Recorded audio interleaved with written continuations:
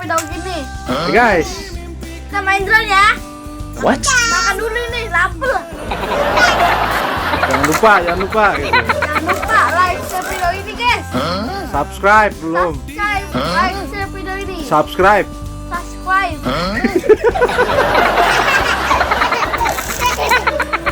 Dan share video ini gitu. Share video ini. Share video ini. Share video ini.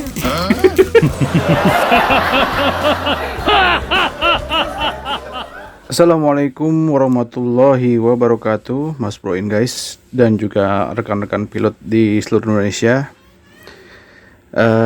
Dalam topik video kali ini saya akan membahas secara spesifik lagi ya perihal GPS, karena ada banyak rekan-rekan yang bertanya, baik itu melalui komentar YouTube atau Japri WA ya. Nah ini jadi ceritanya ini dalam GPS mode. Ini dia bisa lock GPS dalam ruangan. Nih bisa kita lihat ya. Ini sudah lock, tapi kadang-kadang memang hilang, kadang-kadang lock karena kan tutup pintu ya. Di sini memang area yang cukup besar intervensi dari eksternalnya. Namun demikian, apabila kita sudah melakukan meminimalisir semaksimal mungkin atas intervensi internal, yaitu dari beberapa modul yang ada di drone, apapun itulah, pokoknya ini tidak sebatas hanya untuk SJRC saja, tapi juga untuk drone-drone lainnya. Ini sudah lock GPS. Artinya ini bisa dibilang ini intervensi internalnya ini sangat minim, sehingga dia bisa lock dalam ruangan. Walaupun kita bisa lihat sendiri ya, ini banyak yang terbuka. Itu terbuka semua, itu seharusnya secara teknis hal-hal seperti ini nih, ini akan membuat situasi intervensi internalnya itu besar. Namun demikian, kita punya tips-tips yang sudah saya berikan sebelum-sebelumnya. Di antaranya satu, kabel GPS yang butuh diisolasi, artinya diberikan lapisan aluminium foil, lalu dilapiskan heat shrink lagi. Lalu selain itu juga kita harus tahu nih, harus paham, di drone itu kan ada transmitter untuk 5,8 GHz. Nah ini harus kita antisipasi, radiasi bias antenanya itu jangan sampai mengganggu area penangkapan GPS. Nah ini kita bisa, ini GPS mode kita arming. Nah tuh, itu sudah tinggal take off aja bahasanya di dalam ruangan. Cuman kan nggak mungkin juga dalam ruangan. Hal ini kita samakan persepsinya bahwa jika kondisi seperti ini terjadi pada drone Anda, itu artinya ketika terbang pun atau di luar ruangan itu sangat mudah untuk lock GPS, dan juga sangat minim terganggu GPS-nya apabila drone dalam kondisi terbang. Mungkin kemarin ada yang bertanya ya kepada saya itu perihal GPS glitch ya. GPS glitch, saya juga kurang paham nih masalah istilah glitchnya itu apa. Tapi kalau di SJRC itu kadang-kadang hilang, kadang-kadang muncul. Jadi kadang-kadang 4 bar, kadang-kadang turun 2 bar. Ini bahaya nih kalau kita tidak awas ya. Kita tidak jeli mengamati sinyal bar GPS-nya.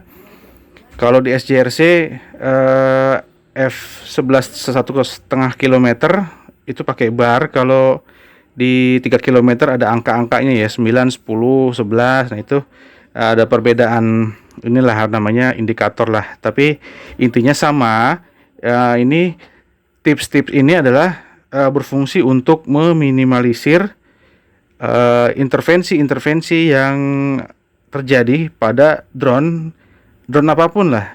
Saya yakin drone apapun juga, baik rakitan maupun aerial, ini saya yakin sama. Karena GPS itu bekerja bisa bagus asalkan sangat minim intervensi. Lock GPS cepat apabila sangat minim intervensi. Baik Mas Boen guys, dan juga rekan-rekan pilot di seluruh Indonesia, Kita mulai dari hal-hal yang paling kecil. Oke, jangan lupa like, subscribe, komen. Kalau mau nanya-nanya tentang ya tips-tips yang berkaitan dengan GPS, silakan komen. Kalau mau sowan datang ya silakan sowan. Di sini juga sudah ada ya sowan ke sini, rekan-rekan pilot juga yang diskusi, yang minta tips perihal GPS juga ada ya. Tapi ketimbang melalui WA, saya sampaikan lebih baik ketemu, kita bisa mengambil hikmahnya dari contoh langsung yang ada. Baik itu drone yang sudah teruji ataupun drone yang ini nih yang masih nyari komposisi baterainya juga ya. Komposisi baterainya ini ampun dah, mesti main kelas berat banget, bukan berat sekali tapi berat banget nih.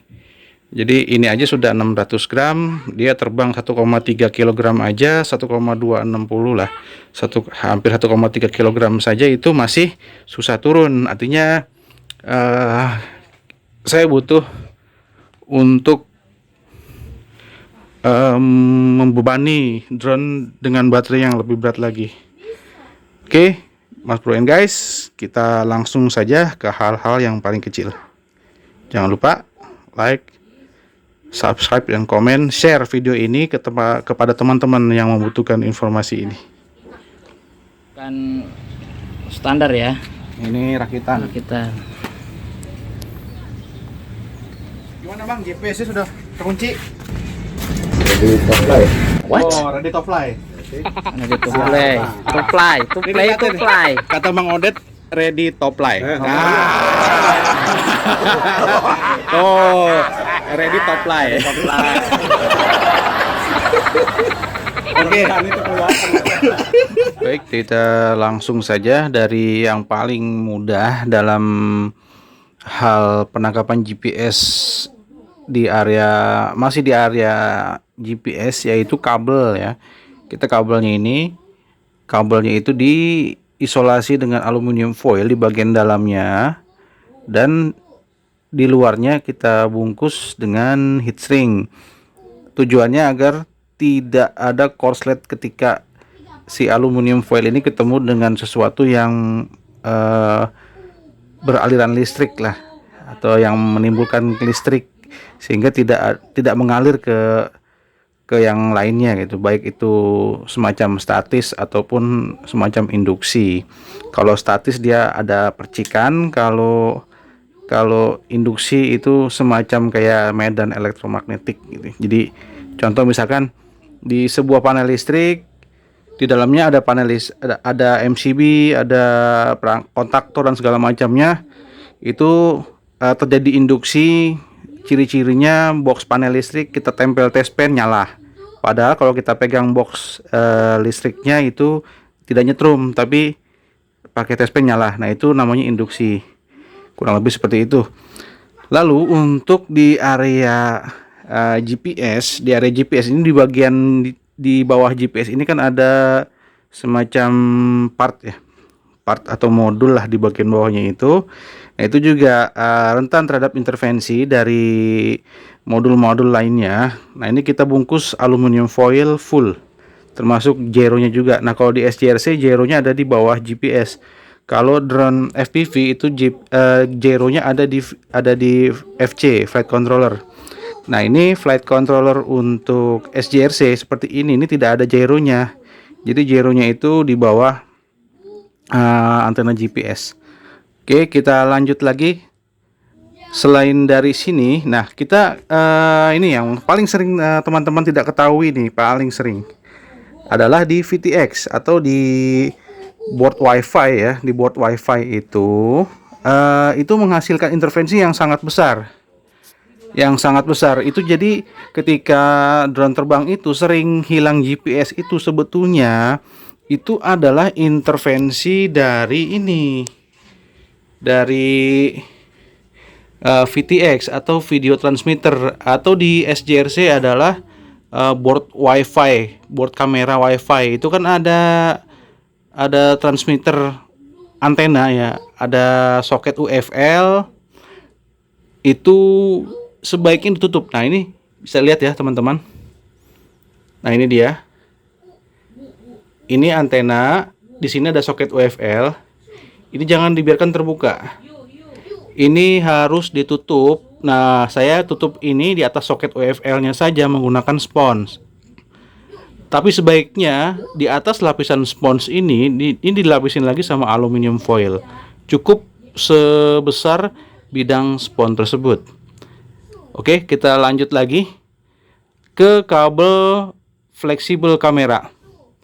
Nah, teman-teman bisa lihat ini kabel fleksibel kameranya sudah dibungkus 3 lapis, yaitu lapisan pertama isolasi listrik, di tengahnya aluminium foil, dan di bagian luarnya isolasi listrik lagi. Ini sudah saya bungkus 3 lapis depan dan belakang. Artinya depan belakang ini terisolasi, tidak ada radiasi yang keluar dari kabel fleksibel ini. Selain itu juga saya tambah lagi spons untuk menghalangi atau menahan agar kabel fleksibel ini tidak menempel ke soket-soket lainnya.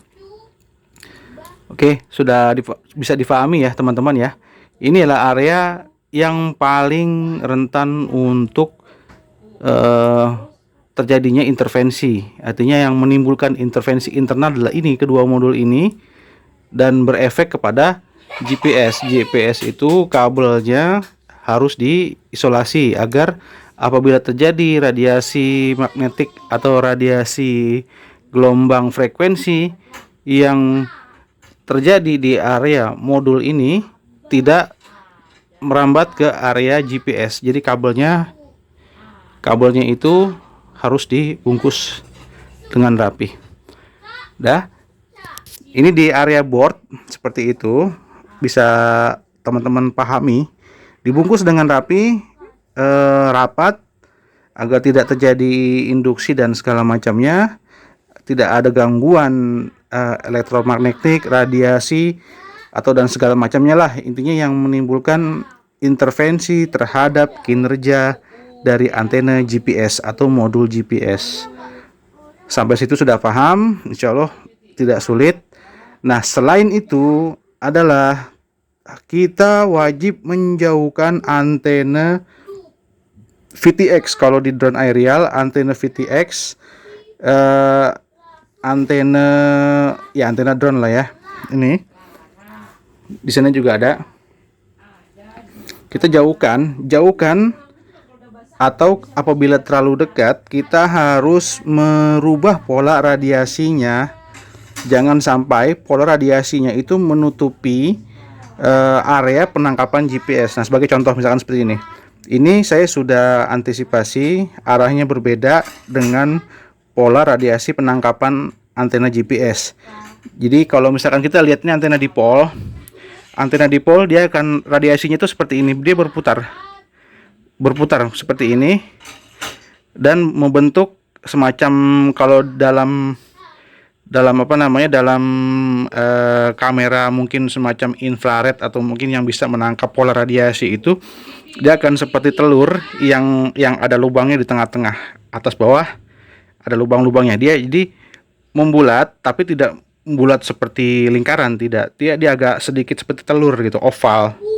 Nah, ini jangan sampai pola radiasi antena 5,8 GHz ini mengganggu kinerja dari GPS. Jadi jangan sampai menutupi area penangkapan GPS. Contoh misalkan seperti ini. Ini saya ilustrasikan. Antena GPS ini kan kotak ya. Kotak, dia akan memiliki area penangkapan GPS seperti ini. Jadi kalau saya gambarkan seperti ini. Kotak seperti ini. Ini area penangkapan GPS. Kotak, area penangkapan GPS.